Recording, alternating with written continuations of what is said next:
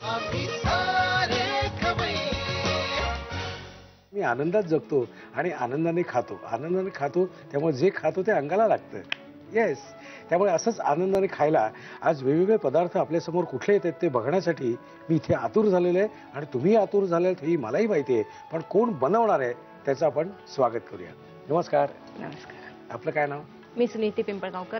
बरं, कुठे राहता? औरंगाबादला. पहिल्यापासून औरंगाबादमध्येच? आणि तुमचं माहेर कुठलं? माहेर तसं निजामाबादचं, बरं, पण लग्न झाल्यापासून औरंगाबाद. तिथून एकदम इथे कुठे आलं? तुमचं काही अरेंज मॅरेज, लव्ह मॅरेज काय? नाही, अरेंज मॅरेजच. पण वडील निजामाबादचे, पण ते इंजिनियर असल्यामुळे दर 3 वर्षांनी ट्रान्सफर व्हायची. म्हणून मी महाराष्ट्रात सगळीकडे फिरलो. त्यामुळे नांदेडला असताना लग्न ठरलं आणि मग तिथे झालं. लग्नाला किती वर्ष झाली? 30 वर्ष. 30 वर्ष झाली. क्या बात आहे. घरी कोण कोण आहे? सध्या औरंगाबादला आम्ही दोघं असतो, मी आणि मिस्टर, आणि मुलगा आणि सून पुण्याला आहे. ओके. आणि यजमान काय करतात? त्यांचा केबलचा बिझनेस आहे. आमचा केबलचे एरिया आमच्याकडे आहे औरंगाबादचा. First class. म्हणजे स्वतंत्र व्यवसाय. स्वतंत्र व्यवसाय असला की जास्त काम पडते, हेही लक्षात ठेवावं सगळ्यांनी, बरं का? हा, म्हणजे आपल्याला चला आता माझा बिझनेस आहे म्हटलं खुश होतील, पण स्वतःचा बिझनेस असला की तो चालवण्यासाठी जास्त मेहनत घ्यायला लागते, बरोबर की नाही? बरोबर. ओके. आणि तुम्ही काय करता? मी गृहिणी आहे. बरं. आणि फिलॉसॉफीच्या अंतर्गत काम करते. त्याची मी शिक्षिका आहे. अरे फर्स्ट क्लास. म्हणजे तुम्ही प्रायव्हेट ट्युशन्स घेता का कसं? फिलॉसॉफीचे स्टुडंट्स जे आहेत, म्हणजे पूर्णतः अभ्यासक जे आहेत, त्यांचे मी ट्युशन्स म्हणजे घरी मोफत मार्गदर्शन. हा, मार्गदर्शन. First class. आमची युनिव्हर्सिटी आहे एक जळगावला, पूर्णवाद विश्व विद्यापीठ. त्याच्या अंतर्गत मी लेक्चरर म्हणून काम करते. पण तुमचं कॉलेज कुठलं? मी ग्रॅज्युएशन BSc होम सायन्स परभणीहून केलं, ऍग्रिकल्चर कॉलेजमधून, आणि नंतर लग्नानंतर पोस्ट ग्रॅज्युएशन होम सायन्स मध्येच औरंगाबादला केलं. बरं, मग हे फिलॉसॉफी कुठून आली मध्येच? हे मला ते मूळ शोधून काढायचं. ऍक्च्युअली आमच्याकडे 3 पिढ्यांपासून फिलॉसॉफी म्हणजे पूर्णवादाची परंपरा आहे. ते घरामध्ये ते वातावरण होतं. होम सायन्सच्या अंतर्गत खूप विषय स्टडी केले, पण ह्या सगळ्या स्टडीच्या मागे मूळ जी स्टडी आहे ती करण्याची इच्छा निर्माण झाली. आणि म्हणून परंपरागत हा जो विषय आमच्याकडे, ग्रंथ वगैरे खूप, अगदी वाचन संस्कृती खूप होती. आणि मग ते ग्रंथ वाचता वाचता वाचता हळूहळू क्युरिओसिटी जास्ती वाढत गेली ती, आणि त्यातच मग काम करावं, अभ्यास करावा असं वाटलं. आता आपण खाण्याकडे येऊया. बिलकुल, तो तर आवडीचा विषय. कारण अभ्यास आपल्या आयुष्यभर चाललेला असतो, तसाच खाण्याचा अभ्यास सुद्धा आयुष्यभर असतो, बरं का? हा, फक्त त्यात खूप इंटरेस्ट असायला पाहिजे. खाण्याकडे तुमच्या काय खाण्याची संस्कृती काय तुमची? आता मराठवाडा म्हटल्यावर मला असं वेगवेगळे पदार्थ डोळ्यासमोर तळटतात, कारण माझ्या दौऱ्यांच्या निमित्ताने मी अनेक वेळा मराठवाड्यात फिरलेलो आहे. पण तुमच्या घरात व्हेज नॉनव्हेज काय प्राबल्य कसं? नाही, प्युअरली व्हेज. Purely veg. बरं. सूनबाई जी आहे ती सिंधी आहे, त्यामुळे आता सिंधी पदार्थ सुद्धा घरात होतात. बरं. माझे आंध्र प्रदेशचे पदार्थ घरात होतात आणि मूळ मराठवाड्याचे पदार्थ घरात. क्या बात आहे. 3 पदार्थ बघा. आता मला जास्त उत्सुकता माझी वाढलेली आहे, तुम्ही काय बनवणार आहात. अजून आपण डिक्लेअर केलेलं नाही तुम्ही काय बनवणार आहात, पण आपण जाता जाता डिक्लेअर करू. आपण जाऊया का किचन? या. आमच्या खव्याने तुम्ही आज काय काय दाखवणार आहात? आज मी उकड शेंगोळे, त्यानंतर तुळशीच्या मॉकटेल. तुळशीच्या बियांचं मॉकटेल आणि मुखवास. आपण पहिल्यांदा काय बनवतोय? हे उकड शेंगोळ्याचं. ओके, मला साहित्य सांगतो का? हे ज्वारीचं पीठ, लसणाची पेस्ट, लाल मिरची, कढीपत्ता, हिंग, कोथिंबीर, जिरे, साजूक तूप, मोहरी, हळद, तिखट आणि हे मीठ. ओके. हा कुठला पदार्थ आहे? टिपिकल? हा टिपिकल मराठवाड्यातही होतो आणि आमच्याकडे आंध्र प्रदेशमध्ये पण होतो. ओके, आपण हे साहित्य बघितलं. आता जाऊया कृतीकडे. काय करायची कृती? पहिल्यांदा आपल्याला एका डिश मध्ये हे पीठ घ्यायचं. ओके.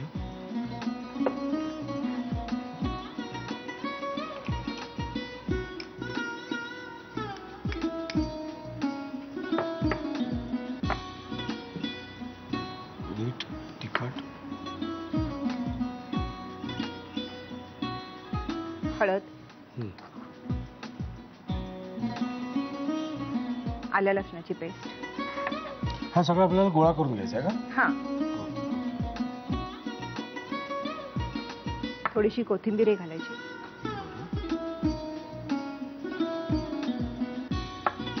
आणि याचा गोळा भिजवून घ्यायचा. त्यानंतर आंध्र, मराठवाडा आणि अजून आता सिंधी, अशा 3 संस्कृती आमच्या या घरात एकत्र आहेत, बरोबर की नाही? फक्त आता सध्या फक्त आंध्राचं कॉन्सन्ट्रेशन आणि मराठवाड्याचं कॉन्सन्ट्रेशन चाललेलं आहे. ओके, आमचा हा गोळा तयार झालेला आहे. आता काय करायचं? आता हा गोळा थोडा थोडा याचा भाग घ्यायचा, थोडंसं पाणी लावायचं त्याला आणि जरा चांगलं मळून घेऊन इतकी बारीक बारीक? हा, म्हणजे एक एक कडबोळं वेगळं वेगळं करायचं आपल्याला असं. बर.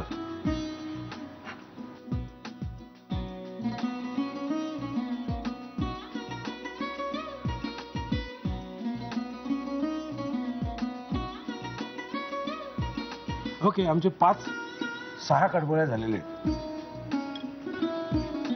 बस. आता फोडणी ना? हा, मोहरी घालायची. मोहरी घालू? हो. पाणी हाताशी ठेवायचं, लगेच पाणी घालावं लागेल तडतडल्यावर, ते करपायच्या आधी थोडंसं. नाही, जिरे. मोहरी तडतडली की मग कढीपत्ता. कढीपत्ता लय डेंजरस असतो, लय ओढतो. लाल मिरची, आलं लसूण पेस्ट.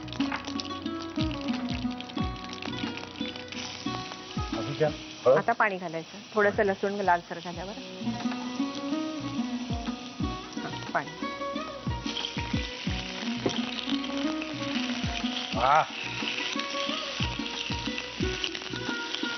सर्दी उतरते सगळे. आता मीठ, हळद, तिखट.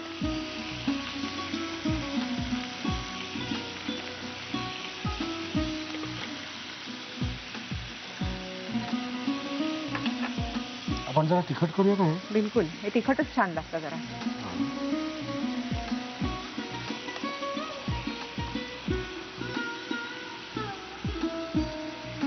थोडी कोथिंबीर घालायची.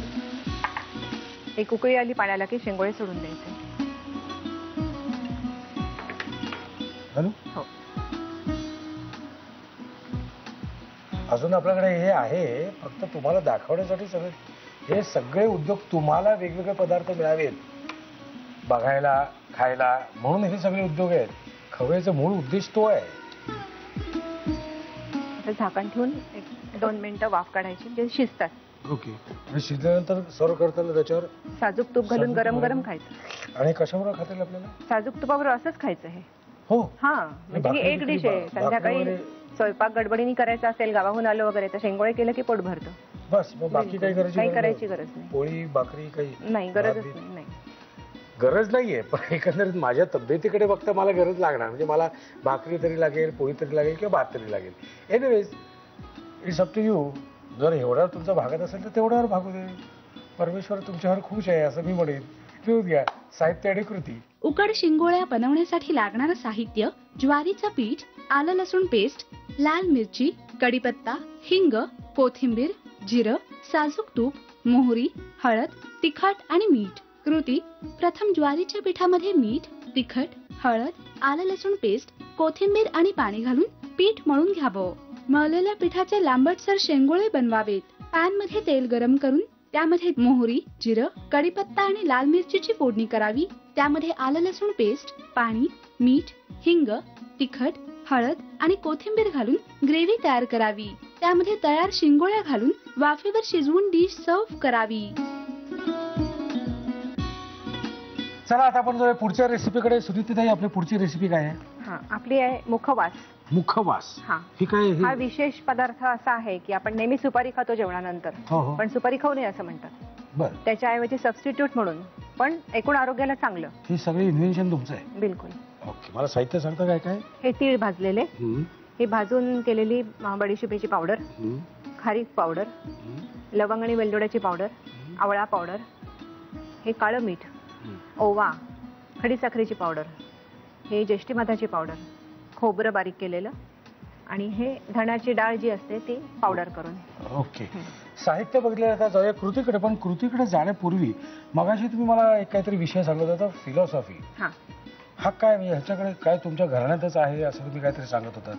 What is that? पूर्णवाद ही फिलॉसॉफी जी आहे. पूर्णवाद त्याचा आमच्याकडे परंपरागत आहे अभ्यास तसा, आणि ते गुरुपीठ आहे आमचं. पूर्णवाद म्हणजे काय? 1-2-4 वाक्य तुम्हाला सांगता येईल? जसं आपल्याकडे आपण बुद्धाचं तत्वज्ञान म्हणतो, शंकराचार्यांचं तत्वज्ञान म्हणतो. शंकराचार्यांनी परब्रह्माला केवलत्व दिलं होतं. मध्वाचार्यांनी म्हणजे वैष्णवाचार्यांनी ईश्वर ह्यालाच केवलत्व दिलं. पण पूर्णवाद म्हणतो की हे तिन्ही खरं आहे, जग, जीवन आणि जगदीश्वर. हे तिन्ही खरं आहे. खरं तर आहेच, पण विशेष त्यात अजून असं आहे की ह्या तिन्हीमध्ये स्वरूप संबंध आहे. म्हणजे तिन्ही खरं हे वैष्णवाचार्यांनीही मानलं होतं. स्वरूप त्यांचं एकच राहतं, रूप फक्त बदलतं. हे त्याचं तात्विक आपण व्याख्या म्हणूया. थोडक्यात पूर्णवाद हा. असा आहे. हम्म. आणि समाधान मुख्य जीवन जे आहे ती एक कला आहे आणि ती कलात्मकतेने जगायची. मग कलेमध्ये काय गरजेचं असतं तर हेतू, साधन आणि परिणाम तिन्ही असेल तेव्हाच ती कला साध्य होऊ शकते. म्हणून प्रत्येक व्यक्तीच्या जीवनाला काही ना काहीतरी हेतू असतोच आणि त्याप्रमाणे साधनं त्याला ती मिळवावी लागतात प्रयत्न करून आणि त्यातून जो त्याला परिणाम हवा असतो तो मग साधला जातो. आपल्याला जर परिणाम साधायचा असेल तर काय करायचं ह्याचा मी खूप विचार केला. आता आम्ही मुखवास बनवतोय. मुखवास बनवताना जर इथे मी कोळसा ठेवला तर साधन चुकतं. त्यामुळे आम्ही इथे जे जमवलेलं साहित्य आहे ते त्या साहित्यातून मुखवासच बनेल याची आम्हाला आशा नाही तर खात्री आहे. त्यामुळे साधन हे अतिशय महत्वाचं आहे. ओके, साहित्य बघितलं. आता प्रत्यक्ष कृतीकडे काय करायचं आपल्याला आता हे सगळ्या ज्या पावडरी आपण केल्या ते एक करायच्या, एकत्र करायचं सगळं. पहिल्यांदा आपण भाजलेली बडीशोप घेऊया. सगळ्यात जास्त असते भाजलेली बडीशोप.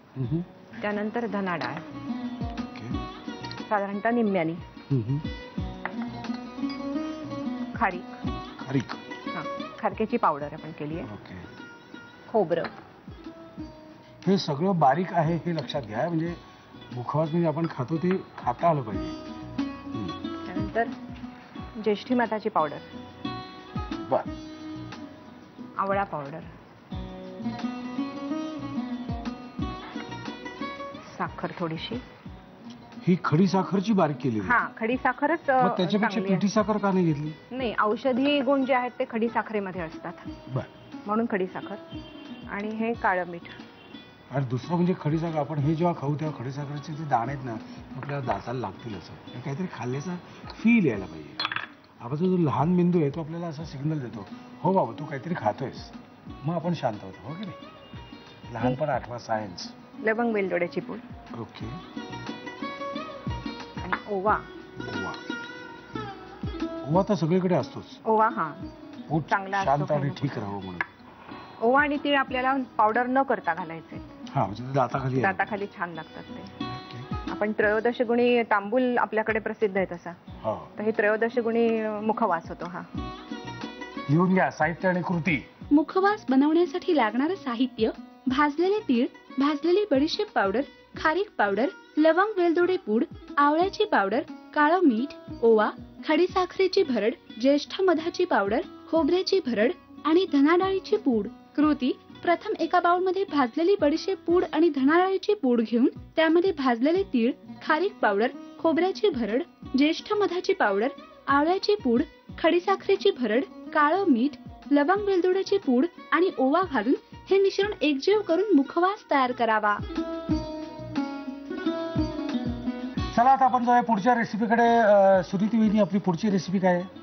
आपली तुळशीच्या बीचं मॉकटेल आहे. तुळशीच्या बीचं मॉकटेल. हे कुठे सुचलं तुम्हाला? हे मी मनानेच केलं तसं. खरं म्हणजे तुळशीचं बी दुधात घालून आपण उन्हाळ्यामध्ये थंडाईसाठी म्हणून घेतो. बरोबर. पण ते तुळशीचं बी जरा असं मऊ गिळगिळीत लागतं, पित नाहीत. मग त्याला थोडंसं अट्रॅक्टिव्ह करायसाठी म्हणून रोज सिरप आणि खस सिरप हे दोन्ही थंडावा देणार आहेत. असं ते एकत्र करून घेतलं तर मग प्यायलाही जरा असं छान वाटतं आणि पोटात सुदिंग असतं. बघूया कसं लागतं ते. बघूया. आपण आधी साहित्य बघायला पाहिजे. हे काय साहित्य काय आहे? हे दूध आहे. दूध, साखर, तुळशीचं बी भिजवलेलं 4 तास पाण्यामध्ये, ते रोज सिरप आणि हे खस सिरप. पहिल्यांदा आपण काय करतोय? दुधामध्ये आपण साखर विरघळून घेऊ.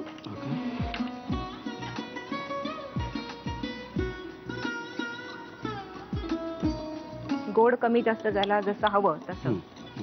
आणि नाही घातली साखर तरीही चालते कारण सिरप मध्ये गोडवा असतो. तुळशीचं बी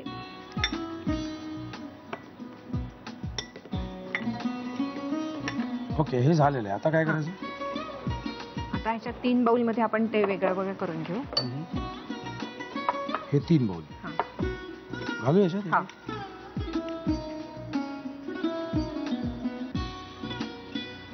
तुम्ही काय करणार आहात याबद्दल मला खूप उत्सुकता आहे बरं का. थोडंसं अट्रॅक्टिव्ह आणि चवीमध्येही व्हरायटी असं म्हणून 1 बाउल तसा पांढऱ्याच दुधाचा ठेवायचा आणि एकामध्ये खस सिरप घालतोय आपण. 3 चमचे अंदाजाने आपल्याला जशी चव आवडेल कमी जास्त तसं. बरं. आणि दुसऱ्या ह्याच्यात रोज सिरप. हे आपल्याला बाजारात मिळतं. हा.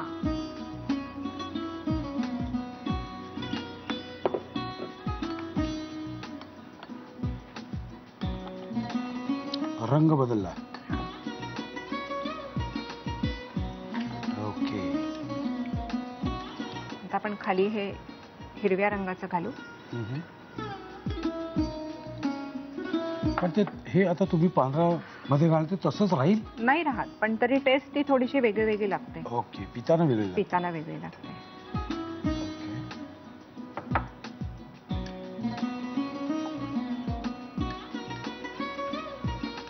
ढवळत बसू नका. हे थोडं आपण फ्रीज मध्ये ठेवलं तर छान लागेल. वरनं हे असं आणि एखादं तुळशीचं पान वरती.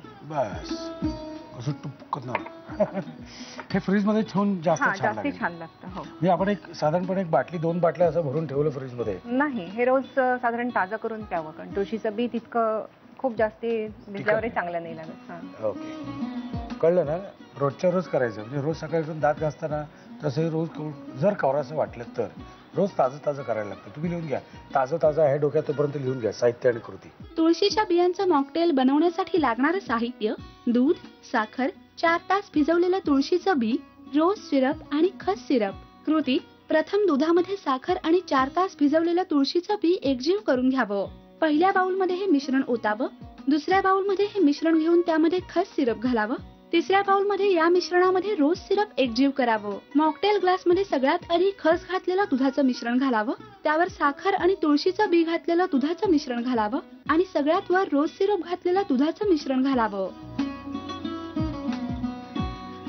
सुनीती वहिनींचे तिन्ही पदार्थ तयार झालेले त्याने तुम्ही खाऊन बघणार आहे. याला काय म्हणायचं विसरलो नाव याचं. याला उकड शेंगोळे. तुळशीच्या बियांचं मॉकटेल. सुरेख. वाव. काय आहे असे वेगवेगळे पदार्थ आपल्याला जे मिळतात ना, म्हणजे नाटकाच्या दौऱ्याच्या निमित्ताने माझं इतकं फिरण होतं. म्हणजे माझ्या हिशोबाप्रमाणे महिन्यातून साधारण 14 ते 16 दिवस माझं फिरण होतं वेगवेगळ्या शहरांमध्ये. म्हणजे पश्चिम महाराष्ट्रामध्ये कोल्हापूर, सांगली, सातारा, इचलकरंजी, कराड, इस्लामपूर असे अनेक भाग आहेत. पण प्रत्येक भागांमध्ये वेगवेगळे तुम्हाला खायला मिळतं बरं का. वेगवेगळी चव आहे. कोल्हापुरातून तुम्ही थोडं खाली उतरलं सोलापुरात की सोलापुरात बदलतं. कोल्हापुरात तुम्ही इथून या बाजूला कोकणात उतरलं की तिथे चव बदलतं. कमाल आहे. महाराष्ट्र म्हणजे कमाल आहे. आता महाराष्ट्रात जर एवढी कमाल असेल तर भारतात किती कमाल असेल. बरोबर की नाही. तेच मला म्हणायचं आहे की भारतातले किंवा महाराष्ट्रातले वेगवेगळे पदार्थ तुमच्या डोक्यात असतील लगेच लिहून कळवायचं. आमचा पत्ता लिहून घ्या. आम्ही सारे खवय्ये. Zee Marathi, post bag number 1, Andheri पूर्व, मुंबई 99, भारत TVC.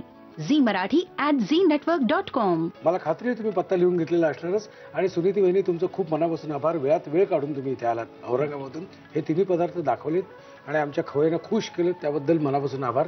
पण नुसते आभार नाहीत तर आमच्याकडून एक प्रेमाची भेट आपल्याला. चला आता निघायची वेळ झालेली आहे. बादशाह मसाले प्रस्तुत आम्ही सारे खवय्याच्या या भागात मी इथेच थांबतोय कारण पुन्हा भेटायचंच आहे ह्याच दिवशी ह्याच वेळी. तोपर्यंत मस्त खा आणि स्वस्थ राहा. नव्या नव्या चवी ढवी विसरल्या ह्या तुम्हासाठी.